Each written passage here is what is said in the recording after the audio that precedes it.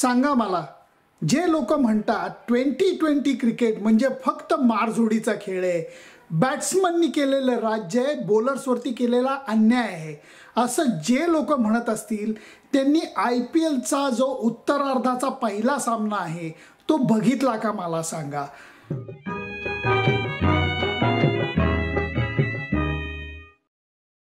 नाणेफेक जिंकून धोनीनी जेव्हा पहिली बॅटिंग करण्याचा निर्णय घेतला सगळ्यांना थोडंसं आश्चर्य वाटलं, कारण नवीन सीझन चालू होताना कोणाला कशी लय सापडते हे माहीत नव्हतं. परंतु मुंबई इंडियन्सला पहिला बॉल खेळायच्या अगोदर म्हणजे मी तर म्हणेन टॉसच्याच वेळेला 2 धक्के लागलेले होते. रोहित शर्मा आणि हार्दिक पंड्या या सामन्यात खेळणार नव्हते, ज्याचं कारण नेहमीप्रमाणे अजूनही संघ मालकांनी आणि त्यांच्या माध्यम अधिकाऱ्यांनी सांगितलेलं नाही. ही अत्यंत विचित्र गोष्ट आहे. लोकांना कळलं पाहिजे की हे 2 महत्त्वाचे प्लेयर का खेळले नाहीत. सुरुवात झाली सामन्याला आणि एका पाठोपाठ एक धक्के हे न्यूझीलंडच्या 2 बॉलर्सनी द्यायला सुरुवात केली. ट्रेंट बोल्ट आणि ॲडम मिल्नर यांनी मिळून अक्षरशः सळो की पळो करून सोडलेलं होतं चेन्नई सुपर किंग्सच्या संघाला. पहिली विकेट 1 धावांवर, दुसरी विकेट 2 धावांवर, मग अंबाती रायडू इंजर्ड होऊन बाहेर गेला. चौथी विकेट जेव्हा गेली ते सुरेश रैनाची, तेव्हा स्कोर फक्त 7 होता. पाहता पाहता महेंद्रसिंग धोनी सुद्धा तंबूत परतला आणि चेन्नईचा संघ चांगलाच अडचणीत सापडलेला होता. ऋतुराज गायकवाड एका बाजूनी सावध परंतु भक्कम फलंदाजी करत होता, पण त्याच्यासोबतचे फाफ दु प्लेसिस आहे, अंबाती रायडू आहे, मोईन अली आहे, सुरेश रैना आहे, धोनी हे सगळेजण तंबूत परतलेले होते. अशा वेळेला डोकं शांत ठेवून खेळायची गरज होती, जे ऋतुराज गायकवाड करतो, म्हणून तो धोनीचा लाडका झाला आहे. त्यांनी रवींद्र जडेजासोबत अत्यंत महत्त्वाची भागीदारी केली आणि ज्याच्यामुळे जो पाय घसरला होता चेन्नई सुपर किंग्सचा तो मला वाटतं परत एकदा जागेवर आला. आणि तुम्हाला सांगतो 10 ओव्हर जेव्हा झालेल्या होत्या तेव्हा चेन्नईचा धावफलक दाखवत होता 4 आऊट 44. 15 ओव्हर झाल्या होत्या तेव्हा सुद्धा जास्त धावफलक फुगलेला नव्हता. 100 धावांचा टप्पा पार करायला चेन्नईला अक्षरशः 17वी ओव्हर उजाडायला लागली. परंतु शेवटच्या टप्प्यामध्ये ऋतुराज गायकवाडने अफलातून बॅटिंग केली आणि बरोबर DJ ब्रावो यांनी तुफान शॉट मारले. 3 सिक्सर त्यांनी मारल्या आणि अचानक धावफलक हा 150चा टप्पा पार करून गेला. त्यावेळेला पहिल्यांदा धोनीच्या सारख्या संघाकरता एक मला वाटतं आशेचा किरण निर्माण झाला की 150चा टप्पा तर आपण गाठला.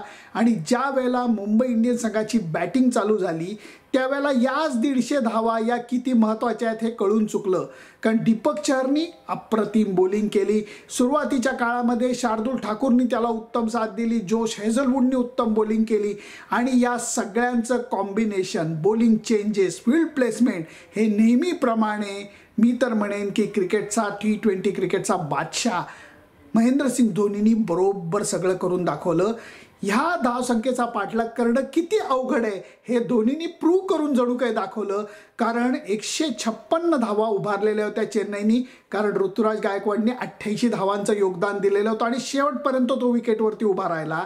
आणि त्या धावांचा पाठलाग करताना मुंबई इंडियन्स संघाच्या नाकीनऊ आले. T20 क्रिकेटमध्ये 5 रन 10 रननी सामना जिंकला तर तो आरामात जिंकला असं धरलं जातं, परंतु चेन्नईने हा सामना 21 धावांनी जिंकलेला आहे. सौरभ तिवारीनी एकाकी झुंज देत 50 धावा केल्या खऱ्या, पण त्याला कोणाची म्हणजे ॲब्सोल्युटली कोणाची साथ मिळाली नाही. आणि मी म्हणेन चेन्नई सुपर किंग्सनी परत एकदा बाजी पलटवून दाखवण्याचा पराक्रम केलेला आहे. अडचणीतनं मार्ग शोधून काढलेला आहे, जे त्या संघाचं वैशिष्ट्य राहिलेलं आहे. मला वाटतं पहिला सामना हा बहारदार रंगलेला आहे, कारण ह्याच्यामध्ये मारझोड झाली नाही. बॉलर्सना थोड्याशा आशा निर्माण झाल्या की आपण चांगला मारा केला तर दुबईमध्ये, अबुधाबीमध्ये तुम्हाला थोडीशी मदत मिळू शकते. आजच्या सामन्यामध्ये अजून एक गोष्ट दिसून आलेली आहे, बॉल पटकन या विकेटवरती बॅटीवर येत नाही आहे. शारजाला अजून सामने व्हायचे आहेत, अबुधाबीला अजून सामना व्हायचा आहे, पण इथं जर का बॉल पटकन बॅटीवर आला नाही तर मोठे फटके मारणं सोपं जाणार नाही आहे, हे लक्षात घेतलं पाहिजे. त्यामुळे पहिल्या सामन्यामध्ये 150 धावा जरी झाल्या तरी त्याची योग्य पाठराखण ही चेन्नई सुपर किंग्सनी करून दाखवली आणि परत एकदा विजयाची लय त्यांनी शोधून काढलेली आहे. म्हणून हा संघ आणि त्याचं सातत्य मला मनापासून भावतं. त्यामुळे वेल प्लेड चेन्नई सुपर किंग्स. आता जो दुसरा सामना होणार आहे तो कलकत्ता नाईट रायडर आणि RCB मध्ये होणार आहे. या दोन्ही संघांमध्ये थोडेसे बदल झालेले आहेत. मी म्हणेन RCB करता, जसं हर्षा भोगले परवा गप्पांच्या दरम्यान म्हणाले की मला वाटतं RCB करता फायद्याचं झालंय, कारण त्यांचे 2 कमजोर खेळाडू होते ते आपसूक बाहेर गेलेत आणि त्याच्या जागी 2 चांगले श्रीलंकन खेळाडू त्यांच्या ताफ्यात जमा झालेले आहेत.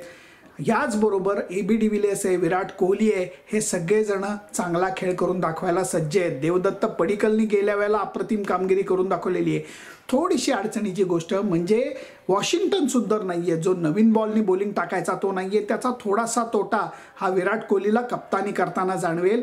दुसऱ्या बाजूला कलकत्ता नाईट रायडरला सुद्धा धक्के लागलेले आहेत. पॅट कमिन्स नाहीये, जो त्यांचा महत्त्वाचा बॅट्समन बॉलर होता. बॅटिंगमध्ये सुद्धा त्यांनी चमत्कार करून दाखवलेला होता. त्यामुळे इयान मॉर्गनला अनुभवी दिनेश कार्तिकची मदत घेऊन आपल्या संघाला विजयाच्या मार्गावरती नेण्याकरता खूप प्रयत्न करायला लागतील.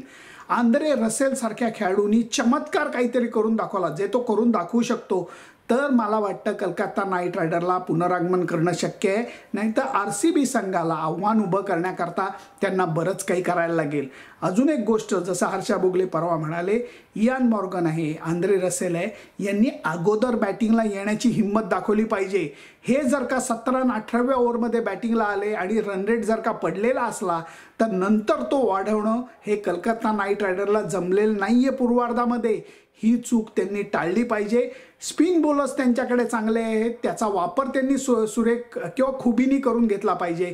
त्यामुळे हा सामना आत्ताच्या घडीला तरी थोडासा RCBच्या बाजूनी वाटतो, परंतु T20 क्रिकेटमध्ये तुम्ही काही सांगू शकत नाही. मला वाटतं पहिल्या सामन्याच्या मधनं बरेचसे कॅप्टन बोध घेणार आहेत. बोध घेणार म्हणजे हाणामारी करून इथं मार्ग सापडता येणार नाहीये. तुम्हाला डोकं शांत ठेवून ऋतुराज गायकवाड सारखी बॅटिंग करून दाखवायची हिम्मत आणि मेहनत करून दाखवायला लागेल. मला वाटतं याच्याबरोबर तिसरा पॉईंट जो आज बोलायला पाहिजे ते म्हणजे विराट कोहलीनी भारतीय संघाची कप्तानी T20 क्रिकेटमध्ये जशी सोडली तसंच त्यांनी हे सुद्धा स्पष्ट केलंय की रॉयल चॅलेंजर्स बँगलोरच्या संघाचा सुद्धा मी कप्तान म्हणून हा शेवटचा सीझन असेल. नंतर तो ही दुसऱ्या याला सोपवेल, कारण पुढच्या वर्षी मेगा ऑक्शन होणार आहे. त्याच्यामध्ये संघ मालकांना एक पर्याय राहील की विराट कोहलीच्या जागी कोणाला नेमायचं. या सगळ्याच गोष्टी IPLच्याच पहिल्या दिवशी झालेल्या आहेत. मी तर म्हणेन म्हणून IPL ही मजेदार स्पर्धा होते आणि लोकांना त्याच्यातला प्रत्येक दिवस प्रत्येक सामना हा उत्कंठावर्धक वाटतो. त्यामुळे लक्षात घ्यायला पाहिजे, धोनीनी परत एकदा विजयाचा मार्ग आपल्या संघाकरता शोधून दाखवलेला आहे. मुंबई इंडियन्सला पराभवाचा धक्का लागलेला आहे. रोहित शर्मा त्यांचा खेळलेला नाही, हार्दिक पंड्या खेळलेला नाही आहे. ते का खेळले नाहीत, का अजूनही रोहित त्याच्या गुडघ्याच्या दुखापतीतनं सावरलेलं नाही आहे, या सगळ्या गोष्टी बघायला लागतील.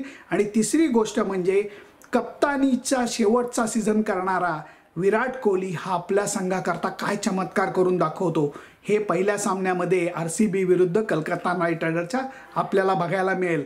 तुम्हाला काय वाटतं या सगळ्याबाबत? तुम्ही तुमची मतं नोंदवा. फक्त त्याच्याकरता माझा YouTube आणि Facebook चॅनल सबस्क्राईब करायला प्लीज विसरू नका. धन्यवाद.